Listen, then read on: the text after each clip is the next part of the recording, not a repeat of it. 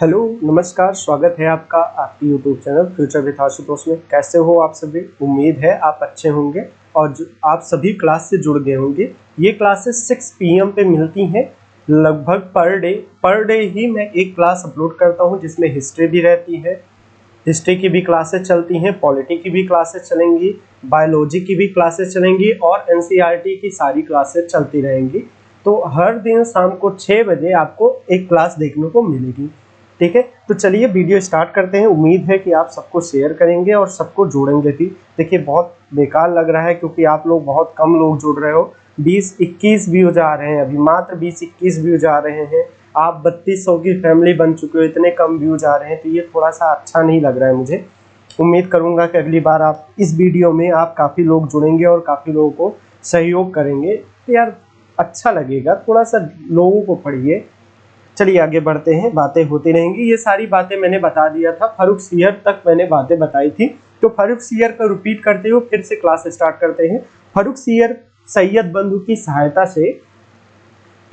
से ये विजयी रहा। सैयद बंधु कौन कौन थे? सैयद बंधु दो थे, इनका नाम था अब्दुल्ला और दूसरे अब्दुल्ला खां और दूसरे का नाम था हुसैन अली। कौन था? हुसैन अली। समझ रहे हैं ना बात को? हुसैन अली, दूसरे का नाम था हुसैन अली। अब्दुल्ला को इनके साम्राज्य में वजीर पद मिला और हुसैन अली को इनके साम्राज्य में मीर बख्शी के पद पे रखा गया। ठीक है, इतनी बातें आप समझ गए थे। और मैंने कहा था कि फारूक सियर कायर था। ठीक है, खतरनाक वर्डिंग है। कायर था, क्रूर था, अविश्वसनीय था, ये भी मैंने कहा था। साथ ही बहुत जल्दी बहकावे में आ जाता था। ठीक है लेकिन इतने होने के बावजूद भी कायर, क्रूर, अविश्वसनीय, नालायक, महानालायक, ये शब्द होने के बाद भी ये सैयद बंधु को शासन करने नहीं देना चाहता था। यही परिणाम हुआ कि उसकी बार बार रोका टिकी और सैयद बंधु के साथ उसकी काफी झड़प चलने लगी। 1719 में सैयद बंधु ने इसको मार डाला, फारूक सियर को मार डाला। किसने मारा? सैयद बंधुओं ने। इसके फारूक सियर ने सैयद बंधु के खिलाफ षड्यंत्र किया, तो षड्यंत्र के खिलाफ उन्होंने इनको मार के एक दूसरे शासक को इनके स्थान पर रख दिया, जिसका नाम था मोहम्मद शाह भी बहुत, मैंने क्या कहा था अभी कुछ दिन पहले कि बहादुर शाह के बाद कोई भी योग्य शासक नहीं आया।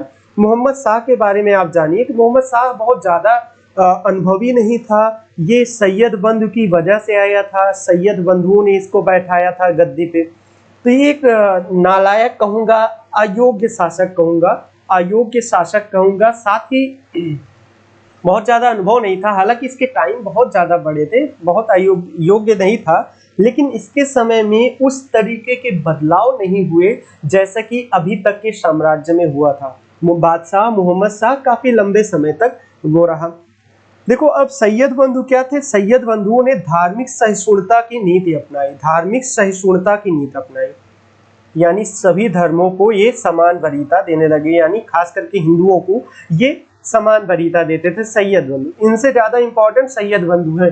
सैयद बंधु धार्मिक सहिष्णुता का नीति अपनाया, जजिया कर को समाप्त किया। जजिया कर, गैर मुस्लिम कर हुआ करता था, उसको समाप्त किया। तीर्थ यात्रा पर कर लगता था, पर कर को समाप्त किया। समझ रहे हैं ना बात को? ये तीर्थ यात्रा कर को भी समाप्त किए। राजपूतों से मेल मिलाप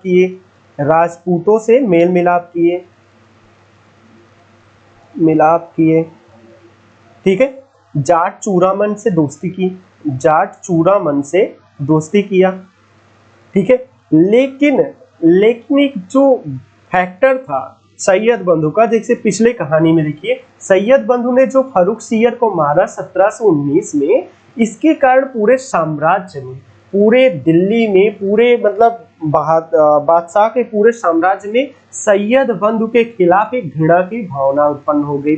कैसी भावना उत्पन्न हो गई? घृणा की भावना उत्पन्न हो गई कि लोग इसको घृणित निगाह से देखने लगे। घृणित निगाह से देखते थे कि ये तो भाई, ये तो पापी है, ये तो अत्याचारी है जिसने बादशाह को मारा, वजीर होते हुए बादशाह को मारा। लोग इससे नफरत करते थे, नफरत करने लगे। परिणाम ये हुआ कि 1720 में मोहम्मद शाह ने 1720 में सैयद बंधु के खिलाफ षड्यंत्र किया, सैयद बंधु के खिलाफ षड्यंत्र किया, सैयद बंधु के खिलाफ षड्यंत्र किया और सफल भी रहा। 1720 में हुसैन अली को पहले मारा, फिर उसके बाद इसने अब्दुल्ला खां को भी मार डाला या कहूँ मरवा डाला। तो इस तरीके से 1720 में सैयद बंधु की कहानी समाप्त हो गई। पूरे 7 साल की कहानी थी इनकी सैयद बंधुओं की, 7 साल, वही 17 देखिए फारूक सियर का शासन आया 1713 से 1720 तक इनका शासन हुआ।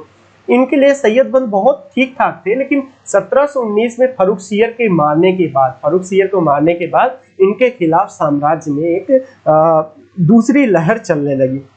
अब चलिए बात करता हूं मैं इनके बारे में, मोहम्मद शाह के बारे में। मोहम्मद शाह क्या था?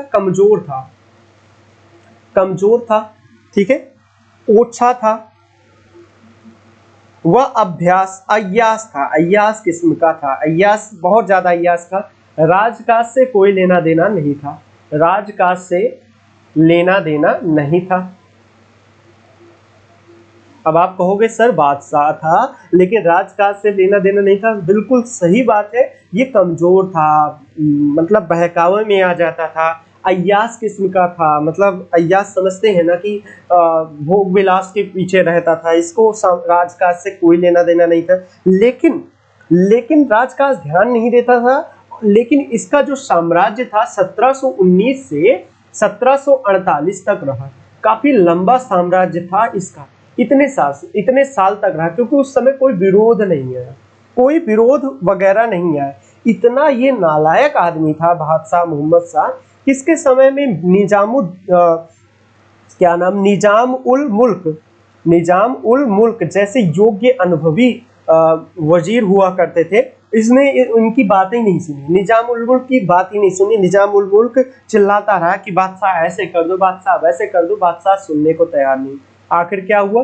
1724 में निजाम उल मुल्क इनके साम्राज्य को छोड़ के चले गए, कहाँ? हैदराबाद रियासत में चले गए, हैदराबाद रियासत में चले गए और हैदराबाद साम्राज्य की स्थापना निजाम उल मुल्क ने कर डाली।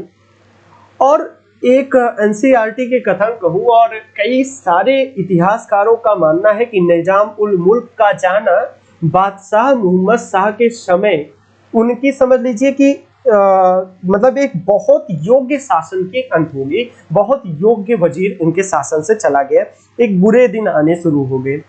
अब 1739 की कहानी बताऊं। 1739 में एक आक्रमण था जिसका नाम था नाजिर शाह। नाजिर शाह के बारे में आपने सुना ही होगा। नाजिर शाह ने आक्रमण कर दिया दिल्ली सल्तनत पे। नाम मात्र की एक लड़ाई हुई जिसको करनाल की लड़ाई या कर्नाटक की लड़ाई के नाम से जाना जाता है। करनाल की लड़ाई हुई 1739 में, जिसमें इसने 1739 में दिल्ली के बादशाह को हरा दिया।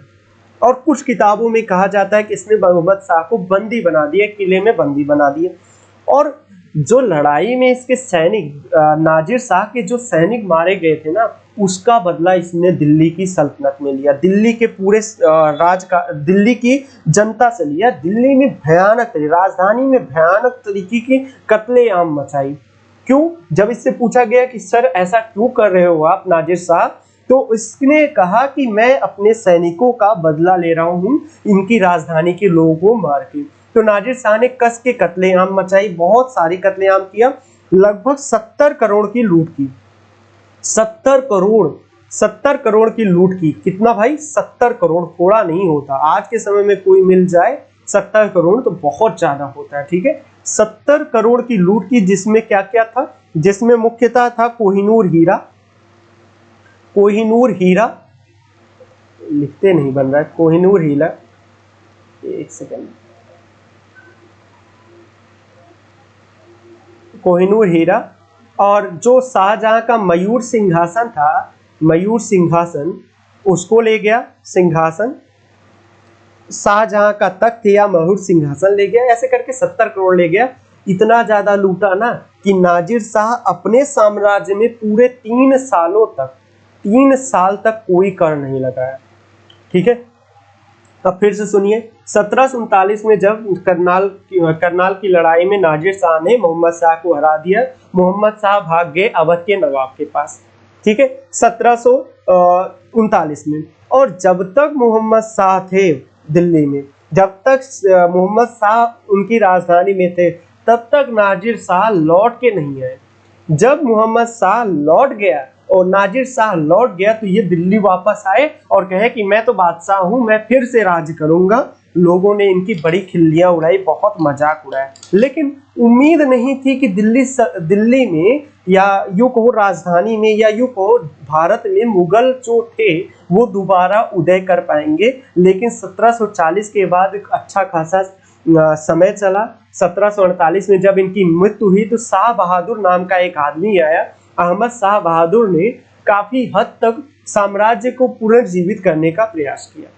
अब इनके साम्राज्य में कुछ ऐसा खास हुआ नहीं था कि मैं आपको बताऊं, तो इसलिए मैं यहाँ पे कुछ पॉइंट के माध्यम से आपको बताऊंगा कि बादशाह अहमद शाह बहादुर 1748 से 1754 तक शासन किया।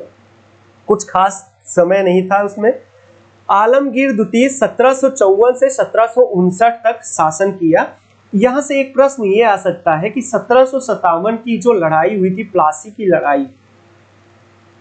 की लड़ाई के समय कौन मुगल बादशाह था, ये प्रश्न आ सकता है। तो आप याद रखिएगा, आलमगीर द्वितीय उस समय मुगल बादशाह हुआ करते थे। उसके बाद शाह आलम द्वितीय आए। शाह आलम द्वितीय को आपने बक्सर की लड़ाई और इलाहाबाद की संधि के लिए जानते होंगे। इलाहाबाद की संधि बहुत ही इंपॉर्टेंट है, पूरे इतिहास का रुख बदलने वाला ये बक्सर की लड़ाई और प्लासी की लड़ाई और इलाहाबाद की संधि थी। तो बक्सर की लड़ाई और इलाहाबाद की संधि इनके समय में हुआ था। शाह आलम द्वितीय, ये मुझे लगता है ना पूरे मुगल बादशाह में इनको शाह आलम द्वितीय को ना रंगीला कहा जाता था। बहुत ही अय्याश आदमी था, इसको भी कोई राजकाज से कोई मतलब नहीं था, बहुत अय्याश आदमी था। 1759 से 1806 तक था, जो भी किया सब में हारा। मतलब पूरे जीवन इसका अपनी राजधानी को छोड़ के रहना पड़ा, क्योंकि इसको डर लगता था कि इसका वजीर जो है इसको मार डालेगा और बादशाह बन जाएगा। इसलिए पूरी जीवन, लगभग अपने पूरे जीवन में ये राजधानी में गए ही नहीं। लगभग बात बता रहा हूँ, ये आगरा में रहे या अवध के नवाब के संरक्षण में रहे। कुछ समय बाद इनको मराठा शासक इनको ले जाके दिल्ली में बसाएंगे 1771 के करीब। वो कहानी में आपको बंगाल के नवाब और मराठा के समय आपको कहानी बता दूंगा शाह आलम द्वितीय के बारे में। इनके बारे में सिर्फ इतना जाने कि इन्होंने बक्सर की लड़ाई लड़ी और बक्सर की लड़ाई में किसके साथ दिया, बंगाल के नवाब और अवध के नवाब का साथ दिया और तीनों लोग मिलके अंग्रेजों से हार गए थे, ठीक है। और इलाहाबाद की संधि करने में मजबूर हो गए थे और अंग्रेजों के पेंशन भत्ता हो गए। अकबर द्वितीय उनके बाद आया 1806 से 1837 तक। ये भी बहुत खास नहीं थे, लेकिन इनके बारे में एक कहानी मैंने पढ़ी है। इन्होंने राजा राम मोहन राय को